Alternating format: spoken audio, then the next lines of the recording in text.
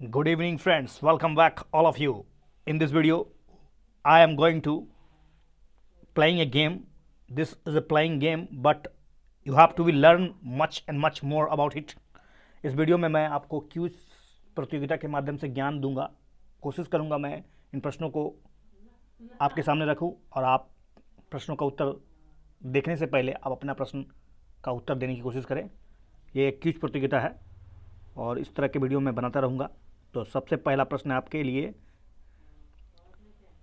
संविधान के निम्नलिखित में किन प्रावधानों को साधारण बहुमत से संशोधित किया जा सकता है? ध्यान रहे, साधारण बहुमत से संशोधित किया जा सकता है। पहला ऑप्शन है संसद के कार्य प्रक्रिया के नियम, सर्वोच्च न्यायालय को अधिकार क्षेत्र प्रदान करना, निर्वाचन क्षेत्रों का परिसीमन और संविधान और उसकी प्रक्रिया में संशोधन करने की संसद की शक्ति।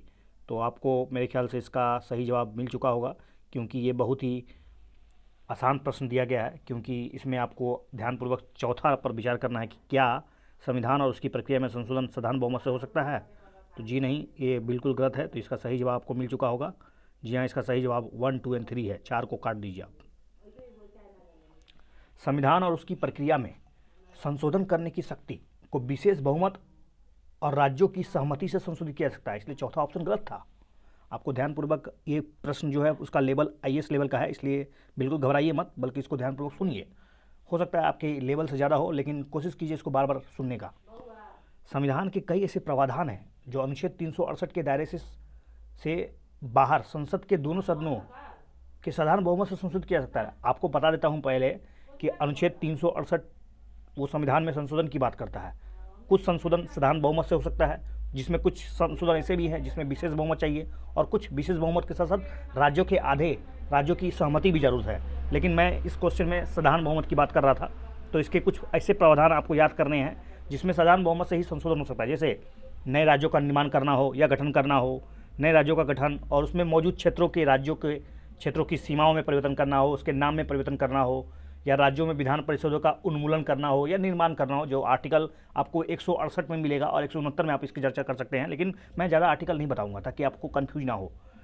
दूसरी अनुसूची जिसमें राष्ट्रपति, राज्यपाल, अध्यक्ष, न्यायाधीश इत्यादि की शक्तियां हैं, भत्ते हैं, विशेषाधिकार है, इसमें भी चेंजिंग साधारण बहुमत से किया जा सकता है। संसद में जो कोरम होता है, you know about the quorum. Quorum simple सा होता है कि टोटल जो संसद के दो सदन होते हैं, एक लोकसभा एक राज्यसभा।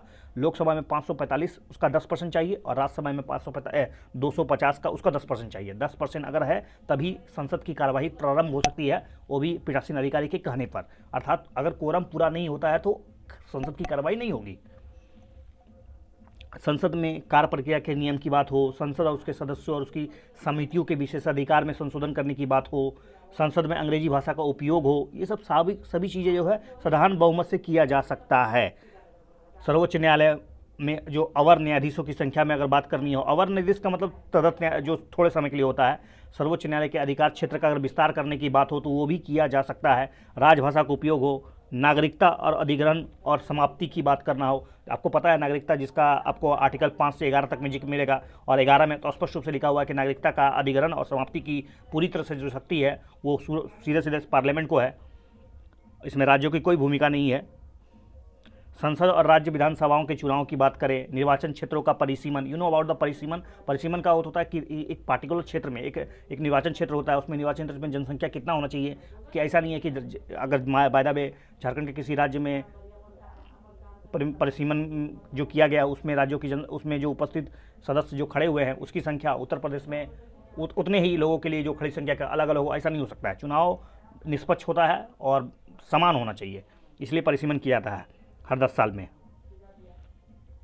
और केंद्र शासित प्रदेश, 5वीं अनुसूची आप जानते ही हैं कि अनुसूचित क्षेत्रों और अनुसूचित जनजातियों का प्रशासन, 6ठी अनुसूची में जनजाति क्षेत्रों का प्रशासन। ये सारे के सारे मैंने इतने डिटेल बता दिया आपको कि आपको इससे बाहर कुछ नहीं हो सकता है। आप ध्यान रहे, जब संसद के संशोधन की जब संविधान में संशोधन की बात हो तो ये सारे के सारे विचार जो मैंने आप इतना देर बोला, ये सारे के सारे संशोधन 368 के बिना हो सकता है, क्योंकि ये साधारण बहुमत का संशोधन है।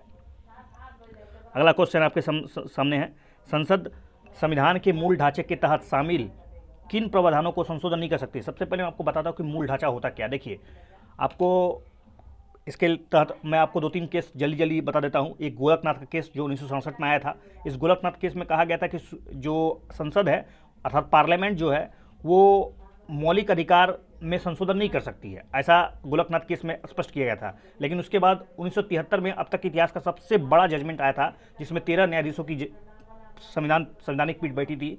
इसमें हुआ क्या, इसमें संसद को, पार्लियामेंट को संविधान के किसी भी भाग में जिसमें मौलिक अधिकार भी शामिल है उसमें अमेंडमेंट्स अर्थात संशोधन करने की शक्ति प्रदान की गई। लेकिन साथ साथ एक नया विचार आया इस दरमियान, वो था बेसिक स्ट्रक्चर, अर्थात संविधान में कुछ ऐसे मूलभूत चीज़ है जिन पर संशोधन नहीं किया सकता है, वरना संविधान जो है वो संवैधानिक जो दिशा निर्देश थे, जो हमारे संविधानविदों का जो विचार था वो खत्म हो जाएगा। इसलिए इसकी सुरक्षा के लिए केशवानंदन भारतीवाद केस 1973 का जजमेंट है, जो कि 7-6 से जजमेंट आया था, जिसमें यह स्पष्ट किया गया था कि कुछ ऐसे मूलभूत प्रावधान है जिस पर संसद अपना बहुमत के आधार पर उसमें संशोधन नहीं कर सकती है।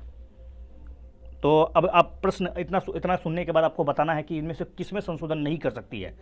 क्या व्यक्तिगत स्वतंत्रता और गरिमा, समानता का सिद्धांत, न्यायपालिका का स्वतंत्रता, विधि का शासन? तो इसमें से कौन सा उत्तर आपको सही लगता है बताइए, जिसमें संशोधन नहीं हो सकता है? जी हाँ, आप ऑप्शन देख सकते हैं। आपके लिए ऑप्शन ये रहा 1, 2, 3, सोचिए। तो आपको पता चल चुका होगा मेरे ख्याल से इसका सही जवाब है डी, क्योंकि इसमें किसी भी संशोधन नहीं हो सकता है। विभिन्न निर्णयों के माध्यम से निम्नलिखित संवैधानिक मूल ढांचे शामिल किए गए। पूरा डिटेल जिक्र कर रहा हूँ मैं, इसलिए इस वीडियो में आपको बस ध्यानपूर्वक सुनना है। संविधान की सर्वोच्चता, ये बेसिक स्ट्रक्चर है। बेसिक स्ट्रक्चर का कोई डेफिनेशन नहीं है, ऐसा नहीं सोच लीजिए, क्योंकि यूपीएससी के 2020 में ये प्रश्न पूछा गया था कि क्या बेसिक स्ट्रक्चर को डिफाइन किया गया है, तो बिल्कुल नहीं। ये समय समय के अनुसार एक लिविंग डॉक्यूमेंट के रूप में उभरता रहता है, जिसको संवैधानिक जो सर्वोच्च न्यायालय उसको इंटरप्रिटेशन करती है कि कौन सा चीज़, कौन सा फैक्ट बेसिक स्ट्रक्चर के तहत आ सकता है, जिसमें संविधान की सर्वोच्चता है, भारत राजनीति का संप्रभु है, लोकतांत्रिक और गणतंत्रात्मक जो स्वरूप है उसका है, संविधान का धर्मनिरपेक्ष चरित्र है, हालांकि पंथ निरपेक्ष लिखा जाता है, विधायिका, कार्यपालिका, न्यायपालिका की शक्तियों का पृथक्करण जो आर्टिकल 50 में बताया गया है, संविधान का संघ चरित्र, यू नो अबाउट दैट, हमारा जो संविधान है वो, हालांकि फेडरल शब्द का इस्तेमाल कहीं संविधान में नहीं किया गया, लेकिन हमारा संविधान जो है ना तो संघीय है ना ही एकात्मक है, बल्कि दोनों का मिला जुला रूप है। इसका कह सकते हैं कि इसकी बाहरी संरचना जो है ना, वो बाहरी संरचना इसका संघात्मक है, लेकिन इसकी आत्मा जो है एकात्मक है। तो ये ऐसी बात जो है वो भी, ये भी बेसिक स्ट्रक्चर में आता है। राष्ट्र की एकता, अखंडता की बात करो, कल्याणकारी राज्य जिसमें सामाजिक आर्थिक न्याय की बात होता है, न्यायिक समीक्षा, जुडिशियल रिव्यू, व्यक्तिगत स्वतंत्रता और गरिमा, संसदीय प्रणाली, विधि का शासन, मूल अधिकार और डीपीएसपी के बीच जो सामंजस्य होता है, जिसको मिनर्वा मिल्स केस में आप समझ सकते हैं 1980 में जजमेंट आया था कि किस प्रकार अगर डीपीएसपी और मौलिक अधिकार के बीच अगर टसल हो जाए, कन्फ्लिक्ट हो जाए, तो किसको ऊपर माना जाएगा। तो इसके बीच एक बेहतर दिशा निर्देश दिया गया कि मूल अधिकार और नीति निश्चित तत्वों के बीच एक बेहतर सामंजस्य संतुलन होना चाहिए। ये भी बेसिक स्ट्रक्चर का अंग है। समानता का सिद्धांत हो, स्वतंत्र और निष्पक्ष चुनाव की बात हो, न्यायपालिका की स्वतंत्रता होना बहुत ही जरूरी है। संविधान में संशोधन के लिए संसद की समिति सीमित शक्ति, ऐसा नहीं कि अगर सरकार बहुमत में है तो संविधान में कहीं भी संशोधन कर सकती है, ऐसा नहीं है, उसमें भी सीमित शक्ति दी गई है संसद को। न्याय तक प्रभावी पहुंच हो, मूल अधिकारों का सिद्धांत की बात करें, आर्टिकल 32, आर्टिकल 136, आर्टिकल 141, 142 जो सर्वोच्च न्यायालय को बहुत ही पावरफुल बना देता है। उसी प्रकार आर्टिकल 226 और आर्टिकल 227 के तहत हाईकोर्ट को भी जो शक्तियाँ प्रदान की गई है, ये सारे के सारे बेसिक स्ट्रक्चर के सिद्धांत है। इस बेसिक स्ट्रक्चर सिद्धांत को ध्यान से समझ लीजिए। इससे बाहर किसी भी प्रकार के लेवल का प्रश्न हो, किसी भी प्रकार का एग्जाम हो, इसमें कोई बाहर नहीं जा सकता है। It's 100% in guarantee. बस आपको समझना है इसका बेसिक कंसेप्ट क्या है। अब अगला प्रश्न आपके संबंध में है, तीसरा प्रश्न है, लोकसभा के संबंध में कथनों पर विचार करते हुए बताइए कि कौन सा कथन आपको दिया जाएगा। पहला है कि ध्यानपूर्वक सुनिए, लोकसभा का 5 वर्षों का सामान्य कार्यकाल होता है, जिसके बाद यह स्वतः ही विघटित हो जाती है। नंबर 1, एक बार जब लोकसभा अपने सामान्य कार्यकाल को पूरा होने से पूर्व विघटित होती है तो वह विघटन अपरिवर्तनीय होता है, मतलब उसमें चेंजेबल नहीं हो सकता है। तीसरा, राष्ट्रीय आपात का जो हटाया जाता है लोकसभा की, उसमें अन्य शक्ति होती है। क्या ऐसा सही है? तो आपको बताना है इसमें तीनों कथन में से कौन सा सही है।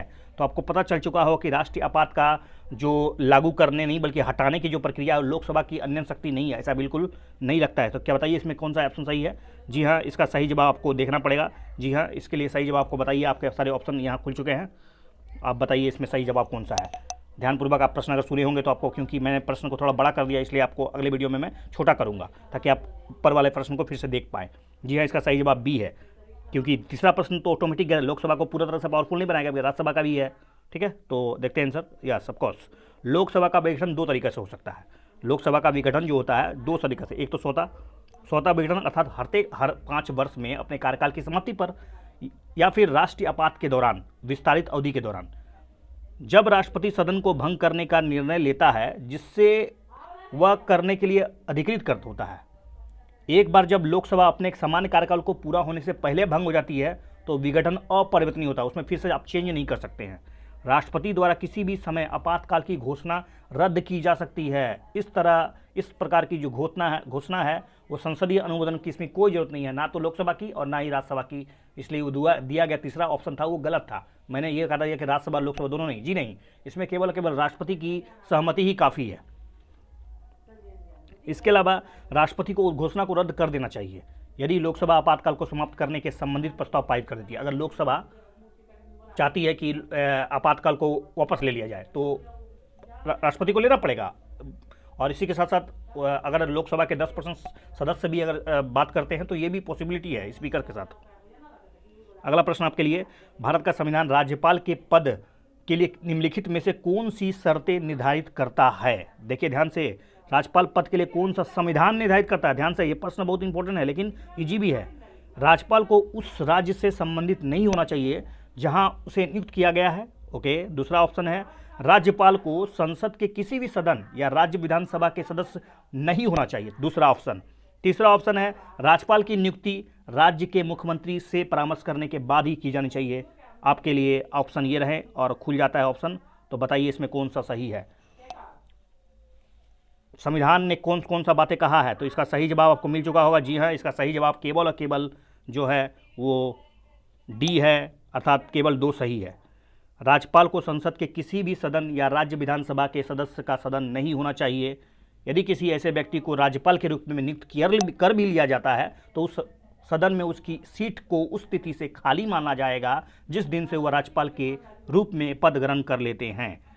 वर्षों के दौरान बहुत सी परिपाटी या कन्वेंशन जिसको कहा जाता है, इसका विकास हुआ। पहला, एक व्यक्ति बाहरी व्यक्ति होना चाहिए, मतलब जो राज्यपाल बन रहा है उसको बाहर का व्यक्ति होना चाहिए, क्योंकि इससे क्या होगा, जिस राज्य से वो संबंधित होगा हो सकता है उसके प्रति बायसिंग हो जाए, उसके प्रति ज़्यादा फेवरेबल हो जाए। इस चीज़ को रोकने के लिए, स्थानीय राजनीति से मुक्ति के लिए ऐसा किया गया। दूसरा है, राज्यपाल की नियुक्ति करते समय राष्ट्रपति को संबंधित राज्य के मुख्यमंत्री से परामर्श करने की जरूरत होती है। इससे क्या होता है, एक बेहतर कोऑर्डिनेशन होता है। राज्यपाल जो होता है वो राज्य का एक तरह से कार्यपालिका का एक तरह से संवैधानिक प्रमुख होता है, लेकिन वो एक तरह दूसरे साथ साथ वो केंद्र का एक तरह से नुमाइंदा भी होता है, एक तरह से केंद्र का एजेंट भी होता है। तो ऐसा ना हो कि राज्यों को अविश्वास हो जाए, राज्य सोचे कि संघात्मक ढांचा जो है उस कमज़ोर हो रहा है, क्योंकि राज्यपाल जो हैं वो केंद्र के प्रति ज़्यादा झुकाव रखते हैं। अगर ऐसा हो तो दिक्कत लगता है। इसलिए राष्ट्रपति को जब भी राज्यपाल का चूंकि नियुक्ति राष्ट्रपति द्वारा होती है और राष्ट्रपति के ही प्लेजर पर वो डिपेंडेंट होते हैं, जब चाहे उसका कार्यकाल समाप्त किया जा सकता है। और ऐसा कई बार हुआ है जिसको हम लोग राष्ट्रपति शासन में कभी और डिस्कस करेंगे।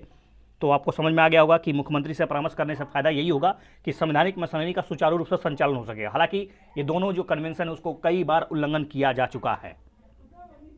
अगले प्रश्न पे चलते हैं। भारत के निर्वाचन आयोग के बारे में प्रश्न है, उस पर विचार कीजिए। निर्वाचन आयोग में मुख्य निर्वाचन आयुक्त और अन्य निर्वाचन आयुक्त शामिल होंगे जिनकी संख्या संसद समय समय पर निर्धारित करेगी। क्या संसद संख्या निर्धारित करती है? सोचिए आपको अगर निर्वाचन आयोग के बारे में पढ़ना है, आर्टिकल 324 को पढ़िए, उसके कार्यकाल को पढ़िए, उसको कौन नियुक्त करता है, अन्य मुख्य निर्वाचन आयुक्त और अन्य निर्वाचन आयुक्तों में क्या अंतर होता है, क्या दोनों को स्वतंत्रता मिलती है, क्या दोनों का कार्यकाल निश्चित होता है। इन पर बहुत ही डिटेल बारीकी अध्ययन करने के पश्चात आप इस प्रकार के प्रश्नों को जवाब दे पाइएगा, वरना ये प्रश्न बहुत मुश्किल हो सकता है। अगला प्रश्न आपके मतलब इसी पर दूसरा ऑप्शन है आपका, मुख्य निर्वाचन आयुक्त और अन्य निर्वाचन आयुक्तों के बीच मतभेद से अगर कोई मामला होता है तो वो हमारा सुप्रीम कोर्ट में जाता है। ठीक है। तीसरा ऑप्शन है, निर्वाचन आयुक्तों की सेवा और कार्यकाल की शर्तें राष्ट्रपति द्वारा निर्धारित की जाती है। इसमें कौन सा कथन सही नहीं है? ध्यान रहे, सही नहीं है। तो मेरे ख्याल से इसका प्रश्न आपको मिल चुका होगा। इसका सही जवाब आप बताइए, सोचिए। हालांकि आपको फिर से दोबारा तो देखने को नहीं मिल पा रहा है, सॉरी फॉर दैट, इसके लिए। तो इसका सही जवाब है बी, 1 और 2 दोनों सही नहीं है, क्योंकि आर्टिकल 324 में निर्वाचन आयोग की संरचना के संबंध में बहुत ही बेहतरीन गाइडलाइंस दिए गए हैं। निर्वाचन आयोग में क्या होता है, एक मुख्य निर्वाचन आयुक्त होता है और अन्य निर्वाचन आयुक्त होते हैं, शामिल होते हैं, जिसकी संख्या राष्ट्रपति, ना कि संसद, ना कि लोकसभा, समय समय पर निर्धारित करता है। अर्थात कौन निर्धारित करता है? तो राष्ट्रपति निर्धारित करता है। निर्वाचन आयुक्तों और क्षेत्र आयुक्तों की सेवा और कार्यकाल शर्तें राष्ट्रपति के द्वारा निर्धारित की जाती है। दूसरा बात, मुख्य निर्वाचन आयुक्त या अन्य दो निर्वाचन आयुक्तों के बीच अगर कोई मतभेद संबंध हो जाए तो मामलों का जो निपटारा होगा वो आयोगों के द्वारा एक खुद लिया जाएगा, मतलब ओवरऑल कंसेंसस एक तरह से बहुमत के आधार पर होता है निर्णय।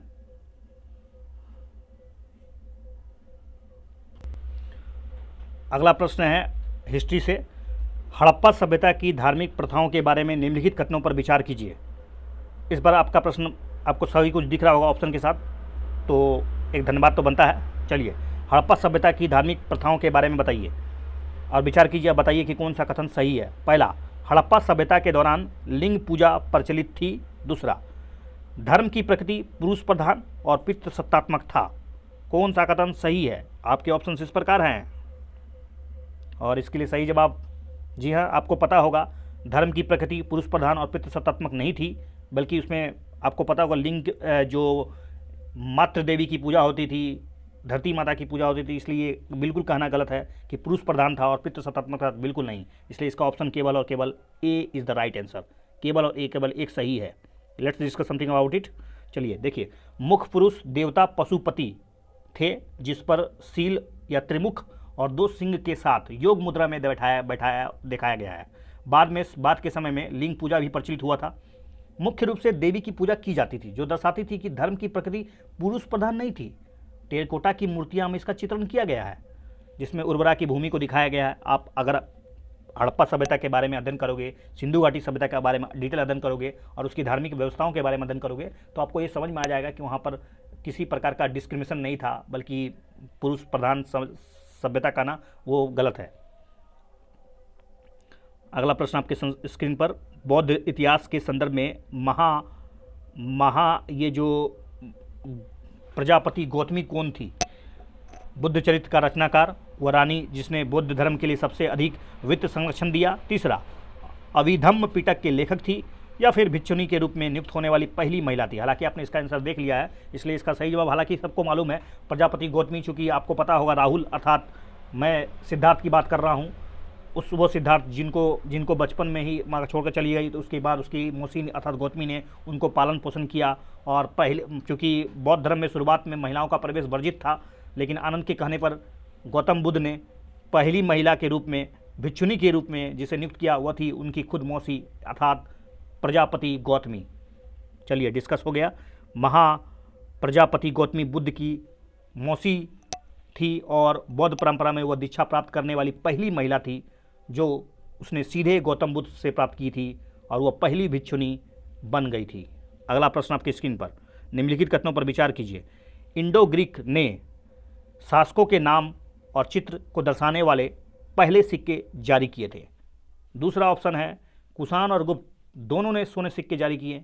और तीसरा ऑप्शन है पंजाब और हरियाणा के आदिवासी गणराज्यों द्वारा भी सिक्के जारी किए गए थे। ऑप्शंस कौन से कथन सही है?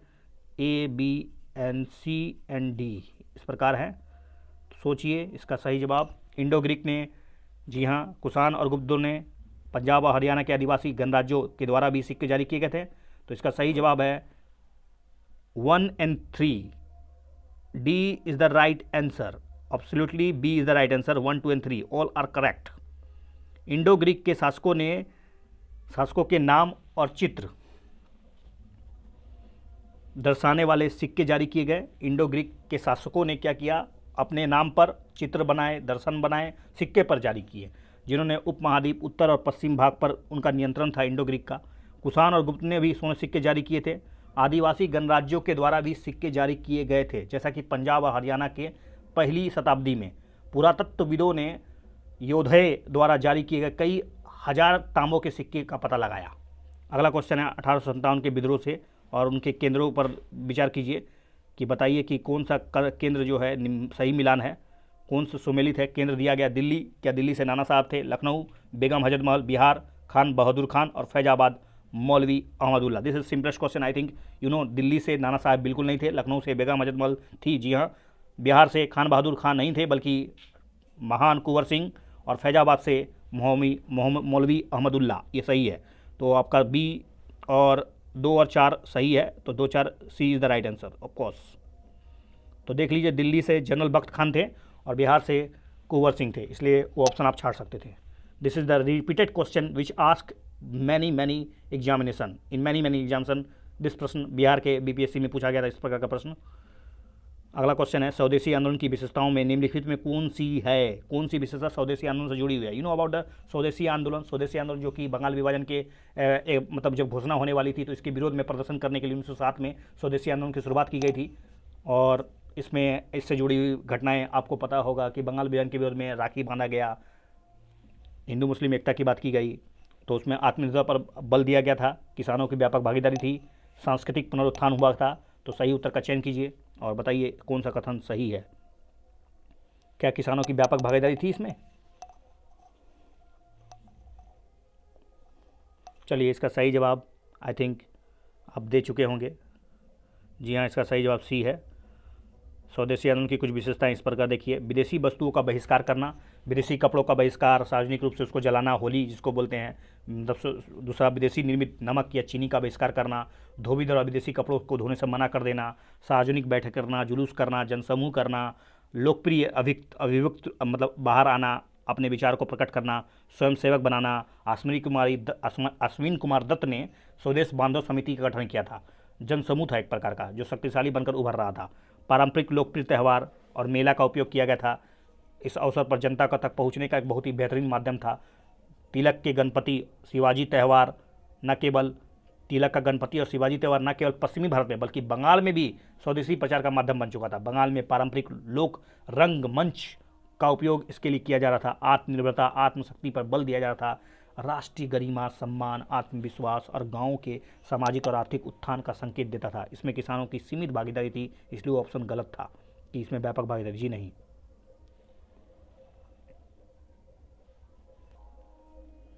अगला प्रश्न है आपको भूगोल से है। निम्नलिखित कथनों पर विचार कीजिए, बताइए कि कौन सा कथन सही है।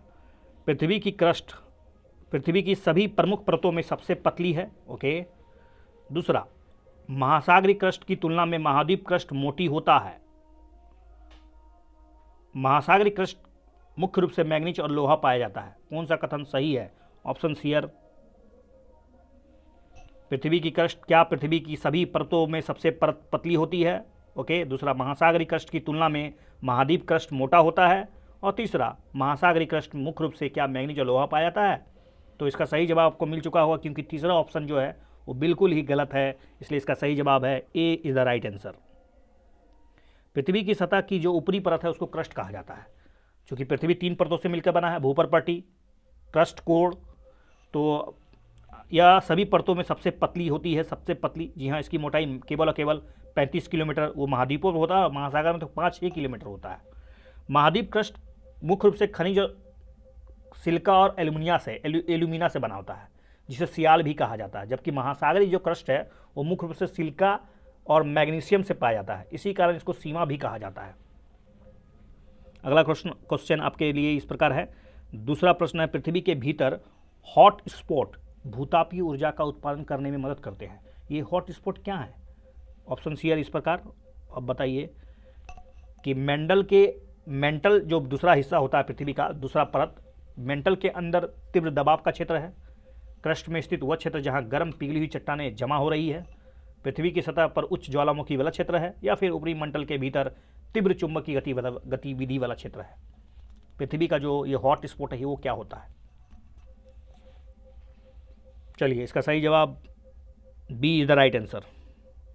भूगर्भीय परिवर्तनों के कारण चूंकि हलचल होते रहता है, प्लेटें एक दूसरे पर सरकते रहती है, एक दूसरे के ऊपर चढ़ती है। आपको पता होगा उच्च घनत्व का प्लेट निम्न घनत्व के प्लेट के ऊपर चढ़ जाता है, जिससे क्या होता है वहाँ पिघलन होता है। पृथ्वी की क्रस्ट की गहराई में पिघली हुई चट्टानें जो होती है ऊपर की ओर धकेली जाती है और कुछ क्षेत्रों में वहाँ फंस जाती है, और जहाँ फंस जाती है उसी को हम लोग हॉट स्पॉट के रूप में जानते हैं। जब भूमिगत जल गर्म जल के संपर्क में आता है या गर्म स्थान के संपर्क में आता है तो वह भाप बन जाता है और कभी कभी उस क्षेत्र को ऊपर धकेलता है, जिसे हॉट स्प्रिंग के रूप में जाना जाता है, जिसको गर्म जल कुंड भी कहते हैं हम लोग। अगला प्रश्न है मानसूनी वर्षा के संबंध में है। भारत की आधी वर्षा उत्तर पूर्वी मानसून से प्राप्त होती है। ओके। दूसरा, भारत में उत्तर पूर्वी मानसून दक्षिणी प्रायद्वीप तक सीमित है। तीसरा, मालदीव, श्रीलंका और म्यांमार भी उत्तर पूर्वी मानसून के दौरान वर्षा प्राप्त करते हैं। कौन सा कथन सही है? बताइए। मेरे ख्याल से आपको इसका सही जवाब मिल चुका हो, क्योंकि आप पहले प्रश्न पर सोचिए। पहला ऑप्शन, आधी वर्षा क्या उत्तर पूर्वी मानसून से प्राप्त होती है? चलिए, इसका सही जवाब आपको मिल चुका हो। ए आपने छाट दिया होगा, तो इसका सही जवाब आपको सी है। जी हाँ, सी इज़ द करेक्ट आंसर। दो और तीन। भारत में 2 मौसमों के दौरान वर्षा होती है। 2 मौसम, एक तो देश की जो वार्षिक वर्षा है उसका लगभग 75% दक्षिण पश्चिम मानसून से होता है, जो जून से सितंबर के बीच में होता है। और दूसरी ओर उत्तर पूर्वी मानसून, जो अक्टूबर से दिसंबर के, जो हम लोग जिसको शीत ऋतु में लौटता हुआ मानसून कहते हैं, और तुलनात्मक रूप से छोटे ही क्षेत्र में, छोटे ही पैमाने पर मानसून होता है, जो प्रायः दक्षिण प्रायद्वीप तक ही सीमित रहता है। इसे शीतकालीन मानसून भी हम लोग जनरली कह देते हैं। उत्तर पूर्वी मानसून से संबंधित जो वर्षा है वो तमिलनाडु, पुडुचेरी, यनम, आंध्र प्रदेश, केरल, कर्नाटक के आंतरिक भाग में, माहे, लक्षद्वीप में, कुछ दक्षिण एशियाई जैसे कि मालदीव, श्रीलंका, म्यांमार अक्टूबर के दिसंबर के दौरान वर्षा प्राप्त कर लेते हैं। तमिलनाडु इन महीनों के दौरान अपनी वार्षिक वर्षा जो है लगभग उसका 48% प्राप्त करता है, जो राज्य के में कृषि गतिविधियों के लिए, जल के प्रबंधन के लिए बहुत ही इंपॉर्टेंट फैक्टर है। बड़ा क्वेश्चन है, निम्नलिखितों पर विचार कीजिए। विश्व के लगभग सभी मरुस्थल भूमध्य रेखा के 30 से 45 डिग्री उत्तर और दक्षिण अक्षांशों के समांतर ही सीमित है।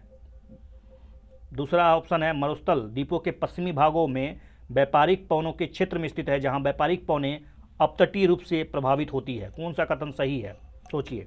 दूसरा ऑप्शन, मेरे ख्याल से आपको इसका आंसर मिल चुका होगा, क्योंकि आपको पता होगा।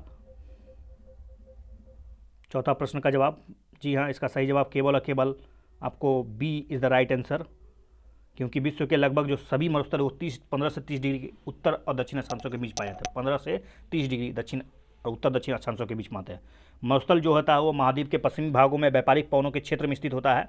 जब आप अच्छी तरह से ग्लोब का अध्ययन करेंगे तो जो बेल्ट्स का अध्ययन, when you study about pressure belts, then you analyse कि प्रेशर बेल्ट किस अक्षांश पे ज़्यादा सघन है या कम है, तो आपको पता चलेगा कि मरुस्थल का जो है अधिकांश वो पश्चिमी भाग में ही है, महाद्वीप के पश्चिमी भाग में। ध्यान रहे, महाद्वीप के पश्चिम, ना कि महासागरीय के पश्चिम।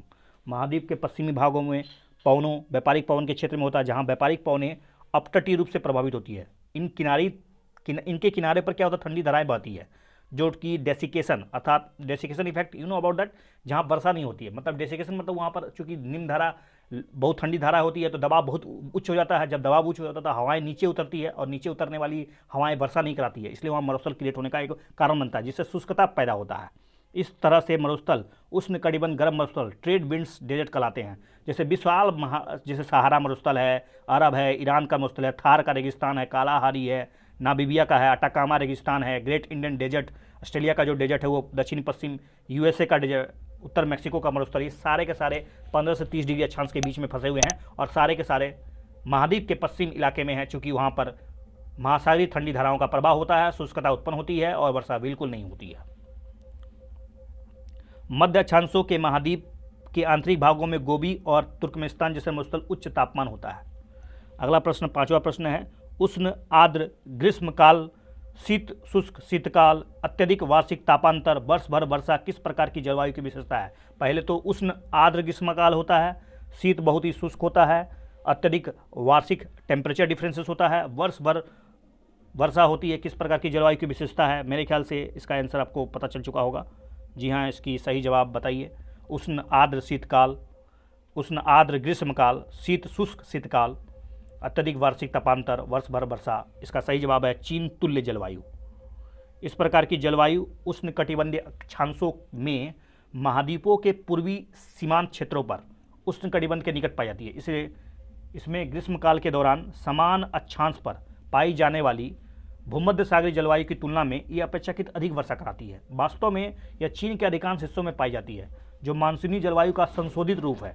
इस प्रकार के इसीलिए इसे शीतोष्ण मानसून या चीन तुल्य जलवायु कहा जाता है। अब आपका प्रश्न है, अगला क्वेश्चन है आपके स्क्रीन पर, इतिहास से है। देखिए, मैं प्रश्न की एक बेहतर सीरीज जारी कर रहा हूं। आपको अगर पसंद आता है तो इसको वीडियो को लाइक करें, शेयर करें और बताएं अपने feedbacks. If there is something errorness, some कुछ ज़्यादा अगर हो रहा है तो वो भी बोले, उसमें बताएं उसमें क्या सुधार हो सकता है। चलिए, आपका लिए अगला प्रश्न है, मौर्य साम्राज्य था उसमें दास प्रथा काफ़ी अनुपस्थित थी। दूसरा, मौर्य सरकार का अपने साम्राज्य के सभी क्षेत्रों पर समान नियंत्रण था। कौन सा कथन सही है? चलिए, दास प्रथा काफी अनुपस्थित थी, बिल्कुल गलत है। मौर्य वंश में आपको पता होगा, मौर्य वंश में पूरी की तरफ दास व्यवस्था उपस्थित थी, ना कि अनुपस्थित थी। दूसरा, मौर्य सरकार अपने साम्राज्य के सभी क्षेत्रों पर नियंत्रण रखता था, यह भी गलत है। तो दोनों ऑप्शन गलत है, incorrect D is the right answer. दासों को व्यावसायिक गतिविधियों पर लगाया जाता था। मौर्य सरकार अपने साम्राज्य के सभी क्षेत्रों पर समान नियंत्रण नहीं था। कुछ क्षेत्रों को मौर्य प्रशासन के तहत सीधे नियंत्रण किया जाता था, जबकि कुछ स्थानीय राजाओं के अधीन होता था, जिन्हें मौर्यों के आधिपत्य को स्वीकार किया था। अगला प्रश्न आपके स्क्रीन पर सूची मिलाना है आपको। ये बहुत ही कठिन प्रश्न है, आपको बताना है कि कौन सा सूची सम्मिलित है, सुमेलित है, सही है। एनादी, पेरियार, अरासार और बिलाला, क्या है ये?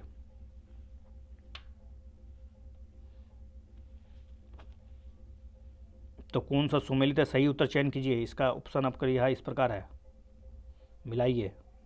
ये प्रश्न काफ़ी टफ है, इसलिए मैं इसको स्किप कर रहा हूँ, लेकिन आपको आंसर बता देता हूँ। ये प्रश्न, इसका सही जवाब है ए।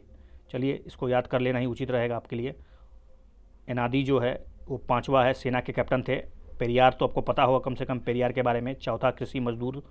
और अरसार जो था वो सबसे मतलब शासक वर्ग था, और वेलाल जो था सबसे निचला वर्ग था। चलिए, कर्जन के द्वारा भारतीय विश्वविद्यालय अधिनियम प्रस्तुत किया गया था, जिसमें क्या होता था? कर्जन के द्वारा जो भारतीय विश्वविद्यालय अधिनियम प्रस्तुत किया गया था, उसमें क्या होता था? भारत के सभी विश्वविद्यालयों को सरकार में नियंत्रण लाया गया, यही ऑप्शन सही है क्या? या राष्ट्रपति पर अंकुश लगाने के लिए, या फिर विश्वविद्यालय के क्षेत्रीय अधिकार को समाप्त करने के लिए, या भारत में सभी उच्च संस्थानों को राष्ट्रीयकरण करने के लिए? जी नहीं, इसका सही जवाब सी है। भारत के सभी विश्वविद्यालयों को सरकार के नियंत्रण में लाया गया। इसके लिए कर्जन ने शिक्षण संस्थानों में शिक्षा और अनुशासन के स्तर की गिरावट के बारे में गंभीर रूप से विचार किया। उनके विचार में विश्वविद्यालय में राजनीतिक क्रांतिकारियों को बढ़ावा दिया गया है। शैक्षणिक प्रणाली को व्यवस्थित करने के लिए 1902 में देश में विश्वविद्यालय शिक्षा के लिए एक विश्वविद्यालय आयोग की स्थापना की गई। आयोग के निष्कर्षों और सिफारिशों के आधार पर 1904 में भारतीय विश्वविद्यालय अधिनियम प्रस्तुत किया गया, जिसने भारत के सभी विश्वविद्यालयों को सरकारी नियंत्रण में स्थापित कर दिया। ओके, लास्ट फाइनली आपका गांधी जी पर पहुंचते हैं। गांधी जी भारत पहुंचने तक वे पहले से ही दक्षिण अफ्रीका में सत्याग्रह तकनीक का उपयोग कर चुके थे। दूसरा, भारत में राष्ट्रीय कांग्रेस की स्थापना हो चुकी थी। तीसरा, प्रथम स्वदेशी आंदोलन पहले से ही प्रारंभ हो चुका था। और आपके उत्तर बताना है कौन सा कथन सही है। तो बहुत ही आसान प्रश्न है मेरे ख्याल से, और सब कोई जानता होगा इसका आंसर। जो भी यूपीएससी की तैयारी कर रहे हो या विभिन्न पीसीएस की तैयारी कर रहे हो, गांधी जी के बारे में पढ़ना बहुत ही इंपॉर्टेंट है, क्योंकि ऐसा कोई भी एग्जाम नहीं हो जिसमें गांधी जी से प्रश्न ना पूछा गया हो। तो गांधी जी भारत पहुंचने से पहले ये सारी घटनाएं हो चुकी थी। जी हाँ, इसका सही जवाब डी है। महात्मा गांधी ने सत्याग्रह के रूप में ज्ञात अहिंसक प्रतिरोध की विशिष्ट तकनीक को दक्षिण अफ्रीका में पहली बार अपनाया था। 1915 में जब गांधी जी भारत वापस लौट चुके थे तो सारी परिस्थितियां बदल चुकी थी। 1893 में से भारत से गए थे। हालांकि भारत अभी भी अंग्रेजों का एक उपनिवेश था, लेकिन यह राजनीतिक दृष्टि से कहीं भी अधिक सक्रिय हो चुका था। भारतीय राष्ट्र कांग्रेस अब अधिकांश प्रमुख शहरों और कस्बों की शाखाएं स्थापित हो चुकी थी। 1905 से 7 के दरमियान स्वदेशी आंदोलन के माध्यम से मध्यम वर्गों के बीच भी अपनी अपील को व्यापक बना चुका था। और फाइनली फिर वंस अगेन गांधी जी का प्रश्न है, बताना है गांधी जी से संबंधित है कि गांधी जी के नेतृत्व में 1918 में अहमदाबाद मिल हड़ताल किस मुद्दे पर आधारित था? बहुत ही हल्का प्रश्न है, मेरे ख्याल से फ्लैग बोनस को लेकर था। तो इसका सही जवाब आप हालांकि देख लिया था आपने, लेकिन फिर भी आपको अधिकांश लोगों को चंपारण सत्याग्रह, अहमदाबाद मिल हड़ताल, खेड़ा सत्याग्रह, ये सारे प्रश्न जो है आपको आसानी से पूर्वक लगते होंगे गांधी जी के संबंध में। 1918 में ये एक श्रमिकों को दिया जाने वाला फ्लैग बोनस को लेकर था। चूँकि आपको पता होगा अहमदाबाद मिल हड़ताल ये प्रथम भूख हड़ताल था भारत में महात्मा गांधी के द्वारा। मार्च 1918 गांधी जी ने अहमदाबाद के सूती मिल मालिकों और श्रमिकों के बीच फ्लैग बोनस के मुद्दे को लेकर हस्तक्षेप किया। गांधी जी ने श्रमिकों से कहा कि आप हड़ताल पर बैठिए और मजदूरी में जब तक 35% की वृद्धि नहीं की जाती आप हटिए नहीं। गांधी जी ने कर्मचारियों को हड़ताल करने रहते हुए अहिंसक बने रहने की सलाह दी। उन्होंने स्वयं मजदूरों के संकल्प को मजबूत करने के लिए आमरण अनशन पर बैठ गए। परिणाम यह हुआ कि हड़ताल सफल रही और कर्मचारियों को 35% वृद्धि कर दी गई उसके वेतन में। चलिए, तो thanks a lot for watching this video. Once again I would very oblige all of you कि आपने इस वीडियो को देखने के लिए समय निकाला। और अगर इस वीडियो को आपको अच्छा लगता है तो आप शेयर कीजिए, सब्सक्राइब कीजिए, और हो सके तो फीडबैक जरूर दीजिए, कमेंट कीजिए, जरूर कमेंट कीजिए। इस तरह के वीडियो आपको बनाकर मैं आपको बेहतरीन प्रश्नों की श्रृंखला प्रस्तुत करूंगा। Once again thanks lot of you all of you. धन्यवाद।